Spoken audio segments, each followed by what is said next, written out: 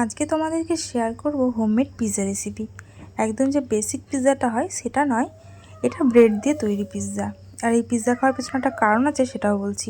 প্রথমে বেশ কিছু ভেজিস দেখিয়ে দিলাম, যেমন পেঁয়াজ, ক্যাপসিকাম, টমেটো, আর তার সাথে 2 রকমের সস আর চিলি ফ্লেক্স, অরিগানো দিয়ে একটা সস বানিয়ে নেওয়া হয়েছিল।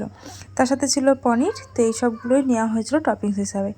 এখানে গোল যে ব্রেডগুলো হয় সেই ব্রেডগুলো এখানে কেটে নেওয়া হয়েছে পাতলা করে, আর তার উপরে ওই সস যেটা তৈরি করে রাখা হয়েছিল সেটা ভালো করে স্প্রেড করে দিয়ে পনির আর টমেটো, ক্যাপসিকাম, পেঁয়াজ যা যা ছিল টপিং সেগুলো দিয়ে ভালো করে আমরা গার্নিশ করে নিলাম। তার উপরে এখানে চিজ দেওয়া হবে। এটা হচ্ছে কি মেল্ট হয়ে গেলে একদম স্টিকি স্টিকি ভাবটা হয়ে যাবে। তো এখানে চিজটা গ্রেট করা হচ্ছে। এবারে বলি এই কে খাওয়াচ্ছে এই পিৎজাটা, আর পিৎজাটার কারণ কি। এখানে আমাদের বাড়ির মেয়ে মাধ্যমিক দিয়েছিল, এবারে খুব ভালো রেজাল্ট করেছে। তো সেই কারণেই আমার যা হচ্ছে কি আমাদের এই ট্রিটটা দিচ্ছে, পিৎজা খাওয়ানো হচ্ছে। তো এখানে বাড়িতেই পিৎজা তৈরি করেছিল। তো দেখো পুরো প্রসেসিংটা তোমাদের দেখিয়ে দিলাম।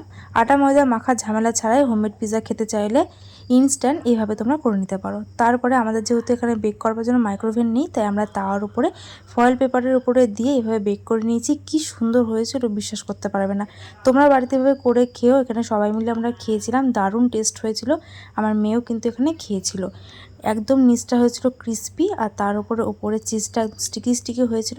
দারুণ, দোকানে কেনা পিৎজার থেকে অসাধারণ হয়েছিল আমি বলবো।